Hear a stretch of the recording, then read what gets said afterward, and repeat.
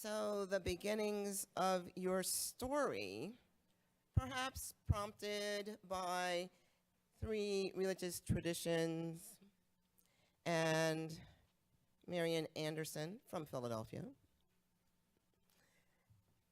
and 2 other fantastic women. Those quotes I got from a Beacon Press book, Quotations by Women. But it's time to start sharing your story, being brave. When I first met Tracy and used her workbook, and I think this is either like the 5th or the 6th edition. Nope, it says 3rd. Seems like the 5th edition. And I did the worksheets, and it asked you about your values, and this was before I was practicing UU.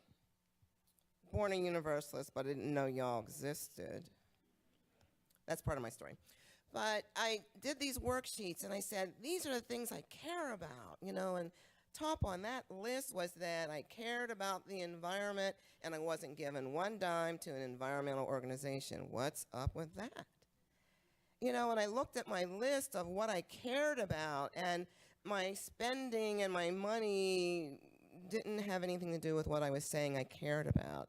So this is the invitation to you to today start thinking about that. Perhaps these quotations helped some with that. And what we're really, the goal, and why I love to be with religious educators, and my money team said, oh, well, you're one of us. And I said, oh, thank you.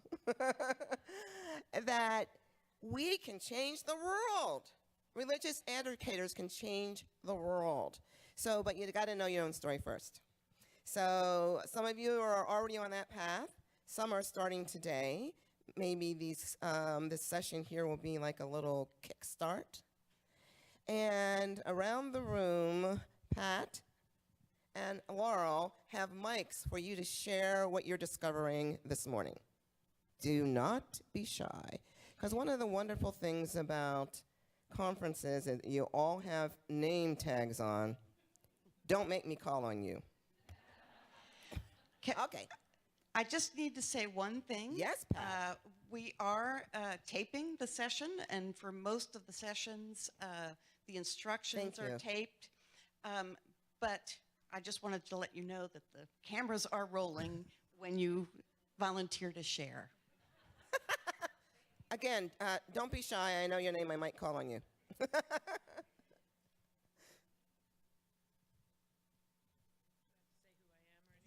Yes, please say I'm who you Mia are. Noren, and I'm from the Albuquerque Church. Woohoo. And I took the ministry module the first 2 days. Sorry. There you go. Okay, I'm Mia Noren. I'm from the Albuquerque Church, and I took the ministry module. And somebody, I'm not sure who, maybe someone who took it with me remembers, somebody said, we aren't modeling stewardship to the kids in our programs. It's like a big gaping gap. Yeah. So you learned that today. Yes. So unless you're being paid in those organic, zucchini or carrots, we need to start talking about this with our children and particularly our families, and inviting parents and families into generosity with the congregation. And the one back there? Hi. I went to the San Diego Zoo yesterday, and I found myself looking at all those benches and all the things with the memorials on them. And I was kind of making a list in my head of where do I want a bench when I die? Ah. And then I said, why am I waiting? Oh. Great. What was your name? Oh, Katie Cartman from Houston. Thank you.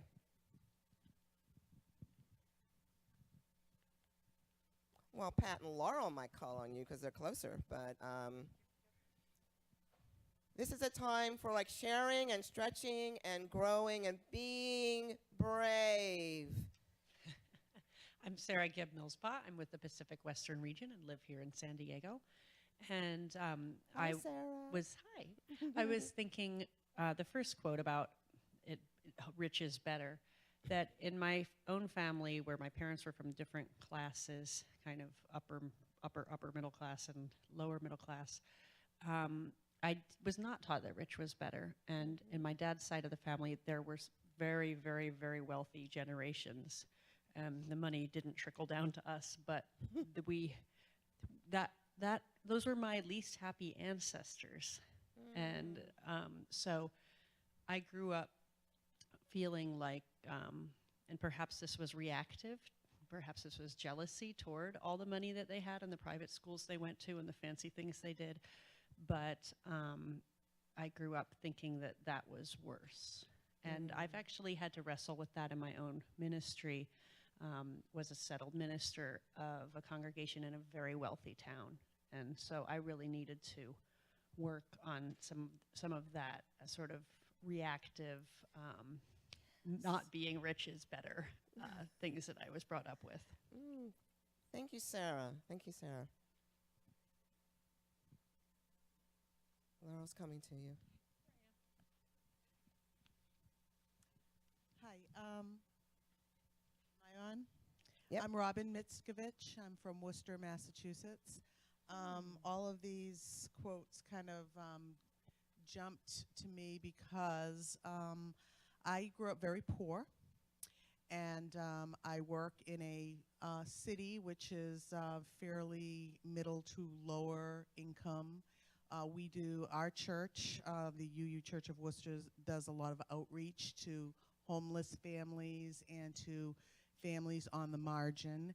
And I find it very tough for me to grapple with bringing, a lot of these families just want to come to our church after we reach out to them. And then they walk into the church, and the church is made up of, we have a city with 10 colleges, so the church is made up with a lot of academic, middle, upper income people and their families, and it's this weird feeling that I get that, we're reaching out and trying to give to this community that doesn't match what we are in our walls. So when we begin talking about pledge drives and all those types of things, we're kind of not speaking the right language.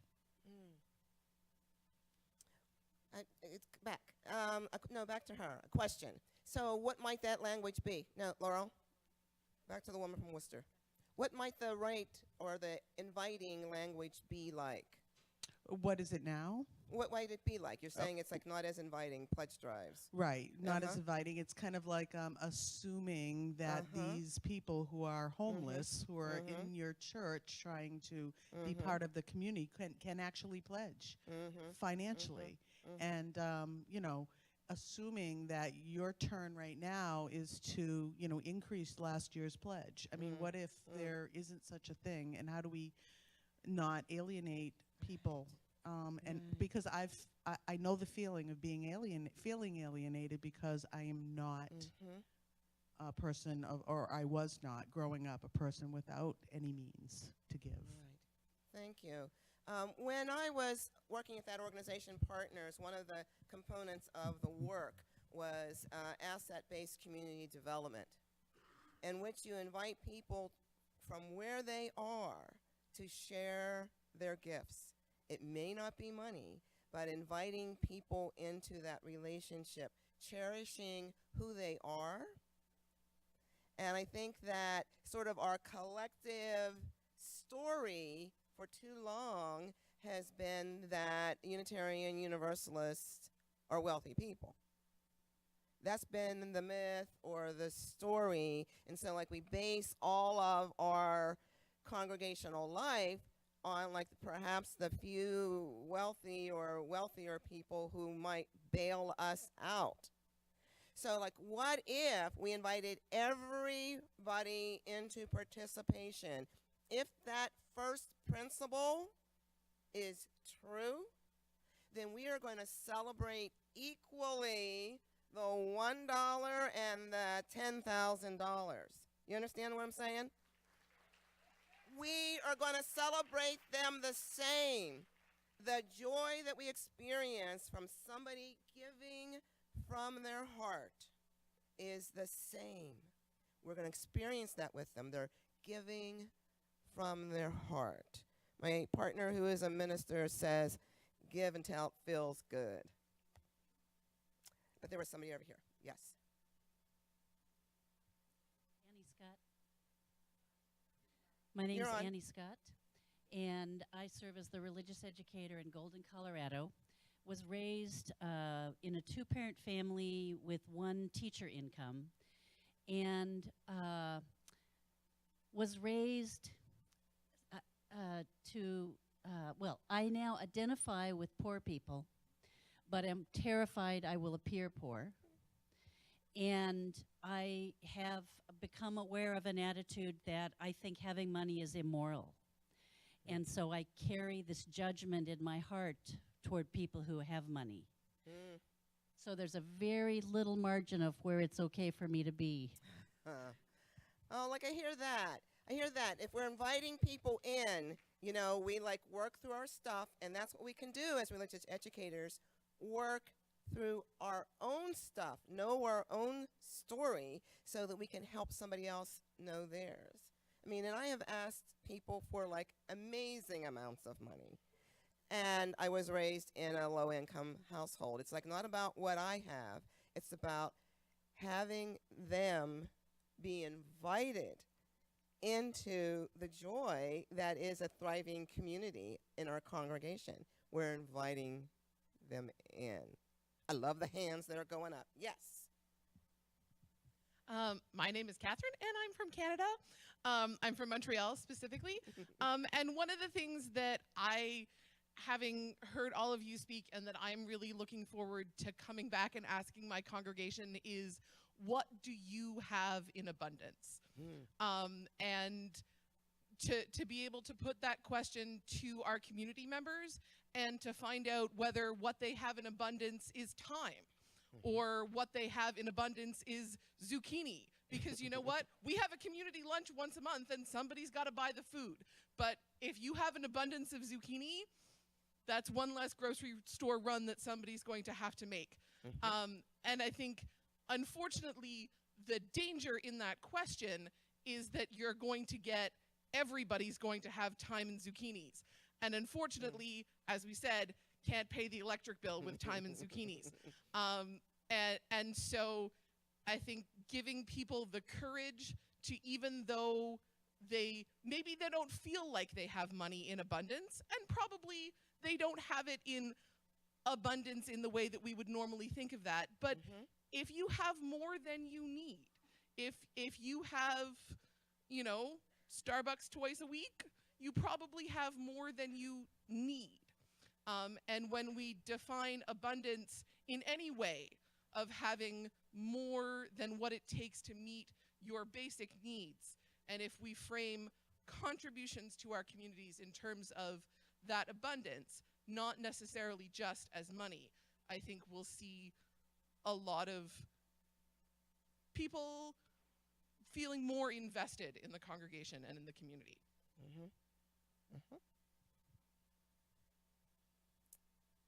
Thank you so much.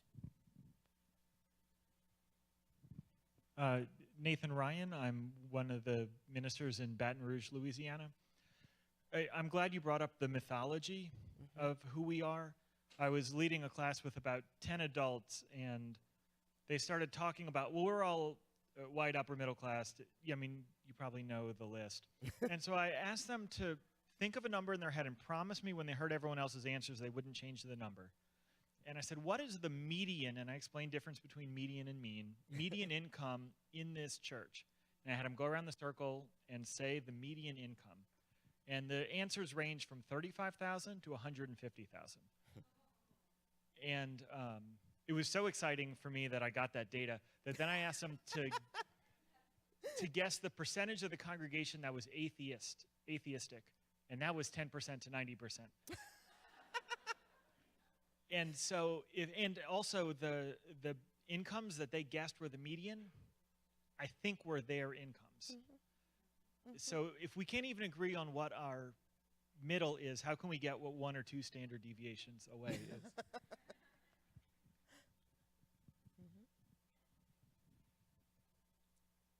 I'm Carla Miller, and I serve the Paint Branch Unitarian Universalist congregation in Maryland. And one of my early memories of coming into that church long ago as a member was a stewardship conversation with, I need to name the name, Ken Lee, because he was so beautiful. And I was so scared to have that one-to-one conversation. And we had a great conversation all about why I was at the church and what I'm valuing there. And I told Ken, my husband's doing an internship right now. We're both paying for our master's programs, and we don't have anything to give. He said, that's fine. You know, give a little bit each month, so we got you on the rolls. But he said, over the course of your membership, you will give as you're able. And we all have times in our life where we have something to give monetarily. We have times where we need to hang on and invest in ourselves. He said, you know, just think long term. And that stayed with me. And in the years when we were both working and could give, I was so happy to be able to do that for Ken. Mm. Mm. Over on this side. Hi, my name is Jean Namitz, and I serve the congregation at Shelter Rock in Manhasset, New York. And I could go into the whole aspect of that, but I really appreciate being asked my story. I come from a line of women who stretch the money to appear wealthier than they are. And I don't know if that's a middle class value or a lower middle class value. 2 generations back, my grandmother was an immigrant. Part of appearing American was also to appear that you had resources. So it's embarrassing to admit, but I'm fascinated with the wealthy. And then I ask myself, but do I want to be part of it? I don't think so. Here's my true north. I live a very rich life. I have resources and a lot of choices. And poverty for me, when I experience it either within myself or around me socially, is the lack of resources and the lack of choices. And I began to think maybe that's where the theological and the financial crossover. That anyone that from within has a feeling of that there are inner and outer resources available and choices. How bad is life? Like, how bad can it be? Yeah. Thank you. Thank you. Laurel, there's a couple over here. Thank you. I'm Martha Dallas, Director of Religious Education at the UU in Burlington, Vermont. I think what I want to say is I really want to echo an early comment that was made about the role of parents and adults, but parents in particular as primary religious educators. I think back to what I learned by watching my parents, the model that they were, whether they knew it or not, when it came to generosity. I remember that at the end of every year, they would sit down at the kitchen table and Dad would write checks and Mom would put the stamps on the envelopes. And they would send money to organizations, to charities. And I think I had an understanding that the church got more money than anybody else, but I don't know how much they were giving. I don't know, I didn't know what percentage they were giving. I have no idea how they decided what they would give, but that's what I started doing. And now I'm beginning to question how I make those decisions. And I wanted to share one final little thing. There are some parents in my congregation that teach their children to divide the money that they have into equal thirds. 1/3 is used for themselves, for their own spending. 1/3 gets saved for the future, and the final third is given away. And I think that's a really inspiring and it's exciting start. Yes. Thank you so much. Is somebody on this side? Up here?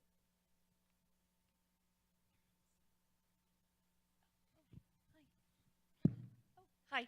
Hi. I'm Allison Aguilar Lopez Gutierrez McLeod Crotty. I'm the DRE at Solana Beach, right about 40 minutes up the road here. And I wanted to say something about money because I just recently went through a divorce a couple of years ago, and it became abundantly clear that Abundantly clear? All right. Abundantly clear with all of its challenges and gifts that brought me, that I had been supporting the family unknowingly. He had his own business, and I was a DRE for 10 years now. And I'd been supporting the family unknowingly, and then I was the one ending up having to pay spousal support, which was very like, oh my gosh.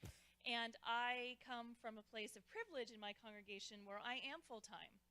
I've been full-time for I've been full-time working for about 10 years, but I've been being paid full-time for about 3. So I started really thinking about money and social justice and activism, especially when it concerns the DREs, because I've got a master's and I'm not paid as much as I should be paid for a person with my experience in the field that we're in. And so I really started to think these last couple of years how we need to change this faith and how we need to change the way DREs are looked at and how we're valued with our hours, with the amount that we're paid. I would love to tell my children in our congregations that, you know what, you can grow up and be a DRE. This is a career path, and we're not second citizens. So that has been my money story as of late. Thank you. Woo! And Laurel is going to have a lot to say about that later this afternoon.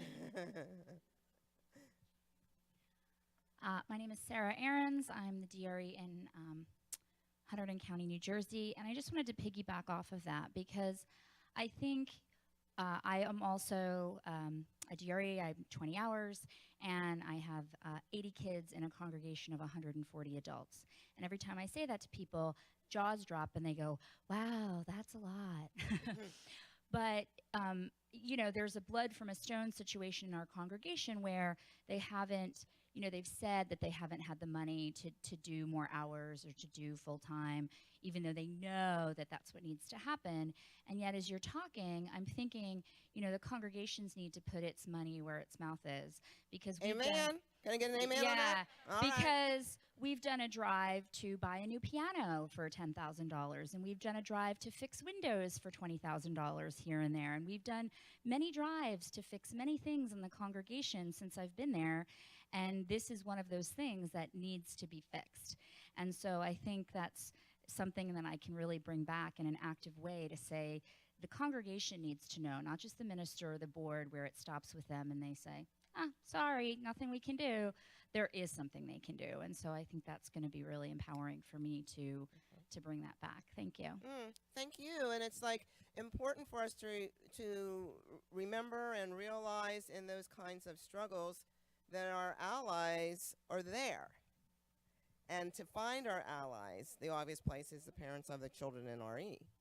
And all of those children that are now adults that came through your programs and were changed for the better by coming through your programs. They are your allies.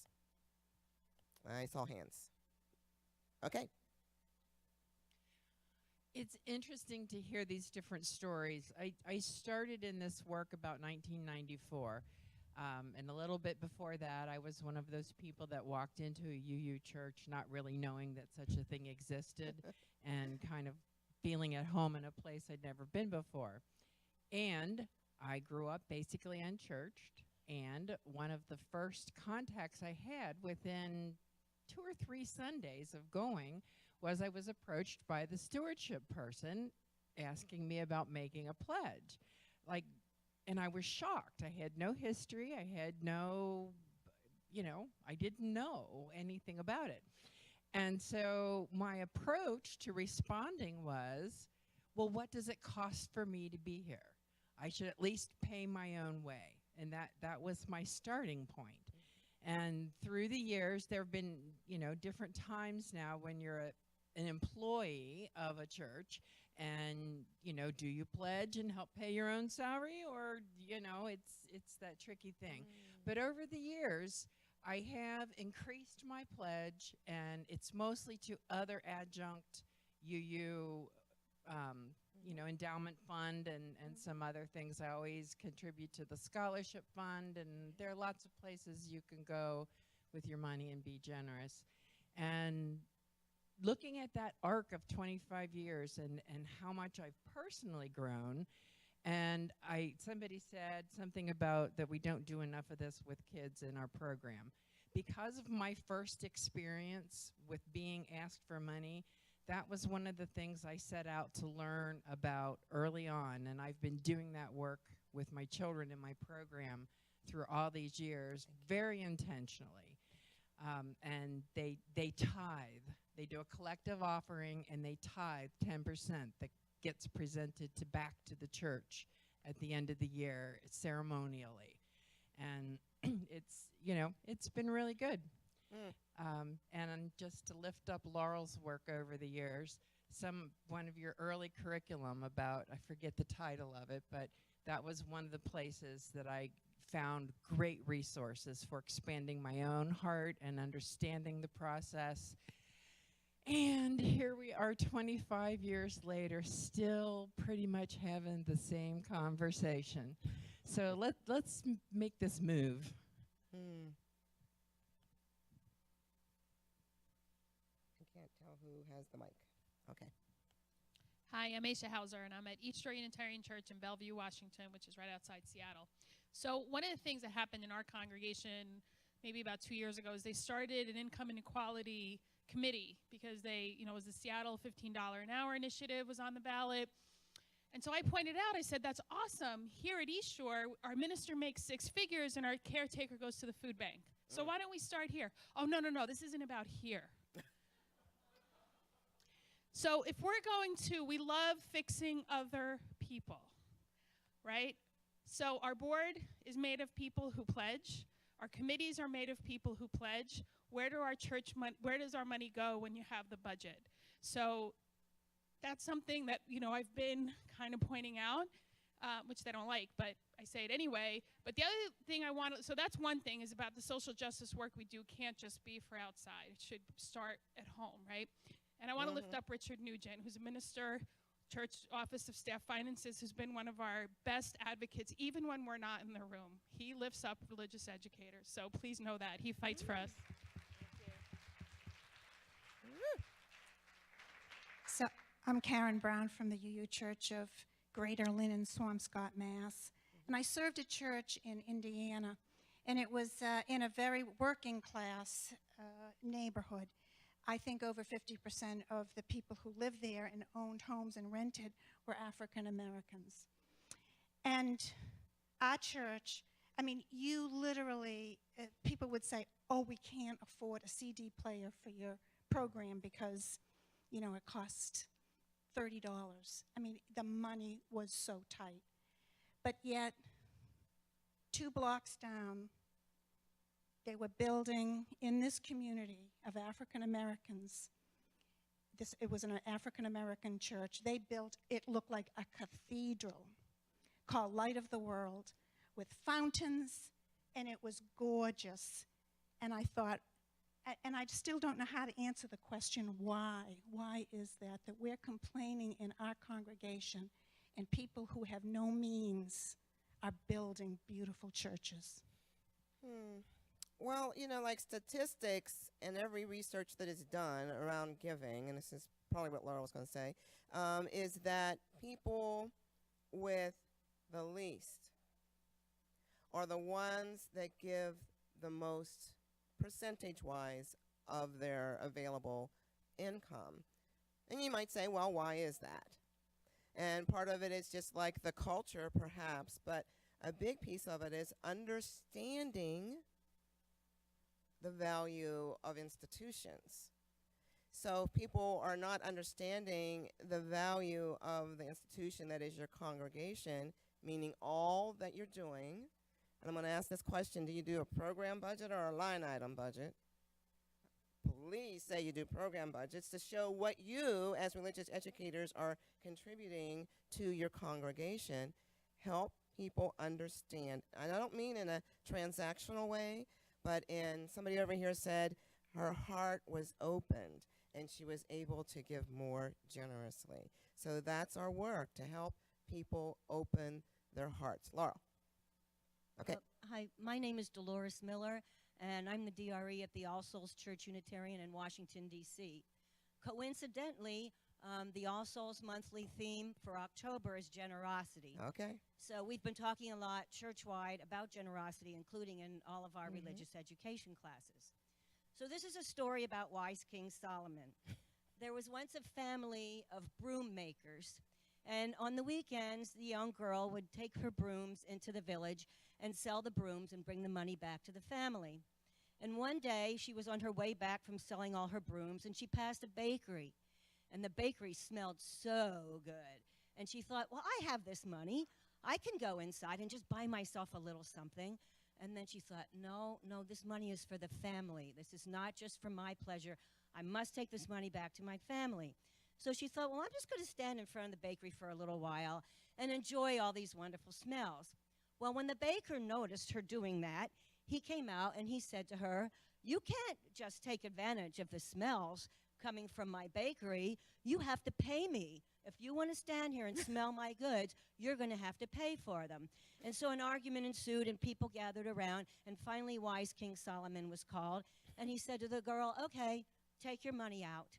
So she took her money out, and he said, now hold it in both hands and shake it around. And so she shook it and shook it and shook it. And he said to the baker, now you're even. You got to listen to her money, and she got to smell your baked goods. So anyway, it is a wonderful story, but we can't run our churches on just smells and sounds, even though all those things are really necessary too. Thanks. Thank you. One more. And really, the invitation for you is to discover your story and be able to share it with others. One more. Hold it closer, please.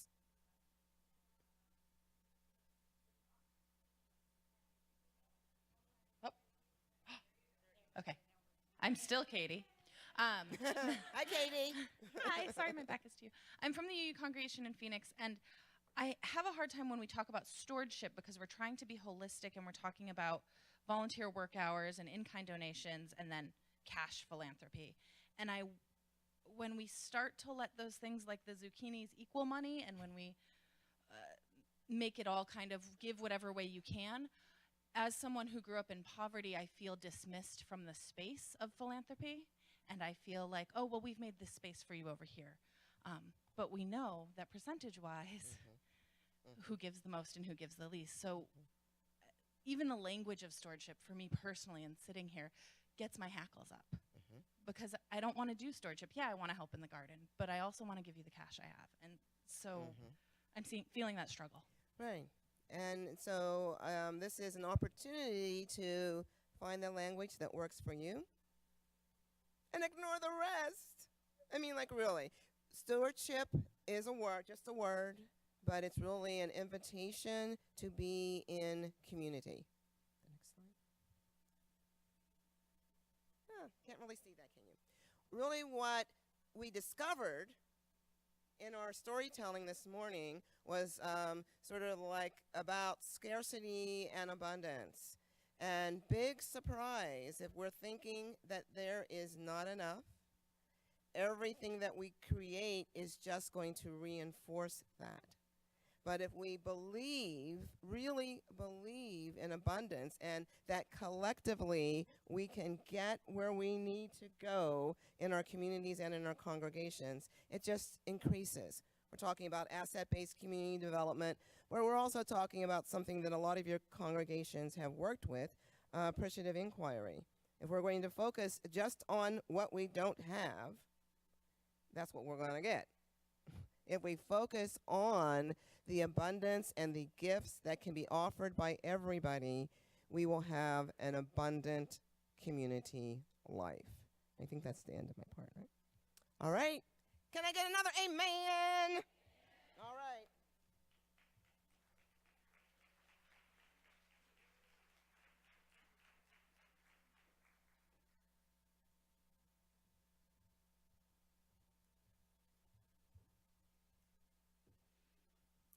now we're going to sing a little bit of Wayaya, which I think many of you know. We're going to start with a beautiful intro by Scott on flute, and then we'll sing.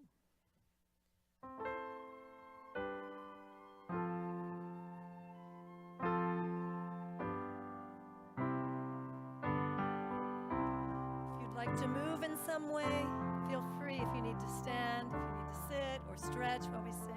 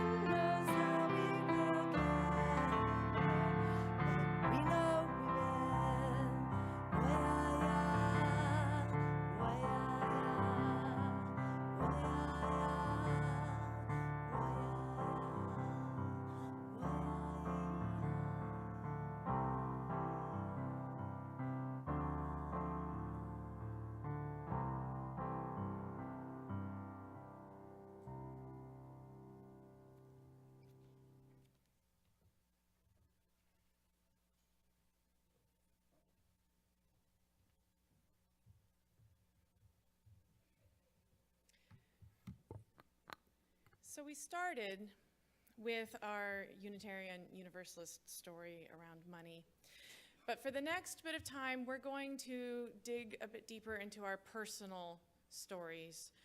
And of course, our personal relationship to money is related to race, gender, class, generation, so much that it is all knotted up. We're going to give you some time to look with reflection, and we invite you to only share as much as you're comfortable sharing. Everything that we write in our journals is for you, and you don't have to share the content of that with your neighbors or with the room at large. Our personal stories around money. So when my husband heard what I was coming to present about and which team I was on, he knows me pretty well, and he laughed and said, "Wow, they really picked a hard one for you," because I'm not really comfortable often talking about money. It gives me a lot of anxiety. And this anxiety it's from my family of origin. It's from my story, my journey. I grew up in a family where we wouldn't know from one day to the next whether my father was going to come home with a brand new car or announce that we were declaring bankruptcy. He led us on an up and a down, and it was never secure and never safe. We would have the IRS lien on our home, followed by, "Oh, I just got a big payday, let's go on a splurge." Because of that, because of not knowing, I was just so scared of any conversation that started with, "Let's talk about money." In fact, although my family never did fall into homelessness and never quite got evicted, although they were knocking at the door a few times, I came through that, and as an adult with my own family now, I do talk about money. Now, it's important to me to live on a budget. Now, it's important to me that my children know that we have enough, that there is no wolf right outside the door, that we're not waiting to win the lottery. That's not a realistic plan, although my father thought it was. Now, as an adult, we have family meetings where we talk about the giving and the generosity that Elizabeth was talking about, where my children have a giving budget, and as a family, we all decide where in the world and where our values align, that should be where our money goes. It's not been an easy personal journey to go from a total paralysis around money to feeling a sense of control over my own. However much it is, it can be so little or so much, but you can feel out of control of it. And so that's what we're going to explore a bit for the next hour, our personal relationships to our own money and our own stories around that. In your journals, it was so nice that we got journals, and we're going to make use of them. For the next 10 minutes, we're going to reflect on these prompts, which are from the Wisdom Path curriculum. Another plug for this, it's a Tapestry of Faith curricula. It's wonderful. So these prompts for 10 minutes, please just silently journal to yourself.